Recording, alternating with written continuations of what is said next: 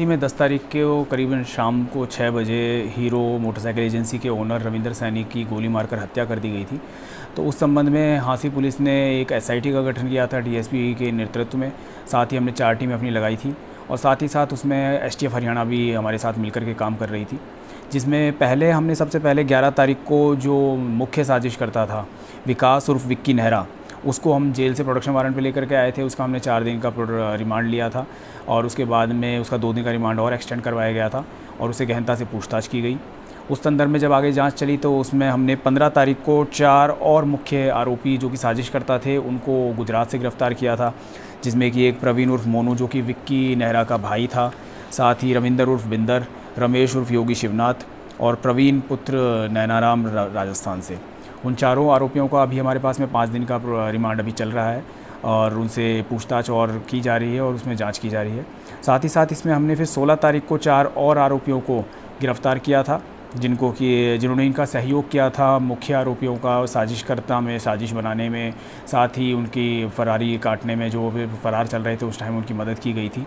और उसी दिशा में फिर जैसे कि कल शाम को तकरीबन 8:30 बजे हमको ये सूचना मिली थी कि जो शूटर्स हैं उनमें से कुछ लड़के, संदिग्ध लड़के जो हैं वो उमरा गाँव के पास में देखे गए हैं। तो इसमें हमने टीम बनाई जो कि एसटीएफ की टीम भी थी और हमारी हांसी पुलिस की टीम भी थी और वो टीमें दोनों मौके पर पहुंची। वहां पर उन्होंने गश्त करनी शुरू करी एरिया की और उसमें ढूंढना शुरू किया। उनकी 11 बजे के आसपास उनको कुछ लड़के, संदिग्ध लड़के जो है उमरा ड्रेन के पास में दिखे और जैसे ही वो लड़के दिखे तो उन्होंने उनको रोकने की कोशिश करी। तो उस पर उन लड़कों ने उनके ऊपर फायरिंग स्टार्ट कर दी।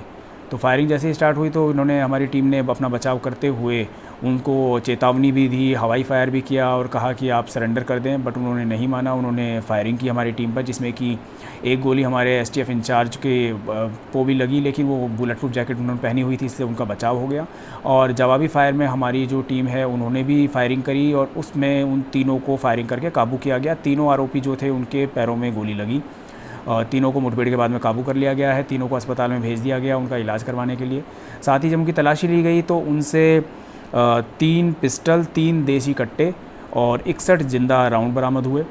जो ये फायरिंग हुई थी इसमें दोनों साइड से गोलियां चली थी और उसमें तीनों आरोपी जो हैं उनके पैर में गोली लगी है और उनका भी इलाज किया जा रहा है। उनको उसमें बाद में जैसे भी उपचार होने के बाद में इसमें हिरासत में, इसमें केस में लिया जाएगा।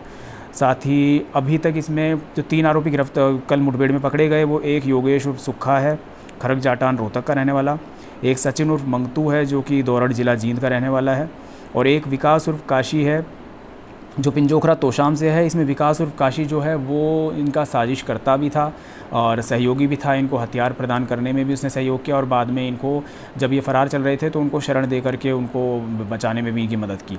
और योगेश उर्फ सुक्खा और सचिन उर्फ मंगतू जो हैं वो दोनों हमारे जो 4 शूटर्स थे उनमें से हैं और अभी इस मामले में 2 शूटर्स अभी और बाकी हैं जिनके कि हम पूरी तरह से उन पर काम कर रहे हैं। उनको जल्दी गिरफ़्तार कर लिया जाएगा।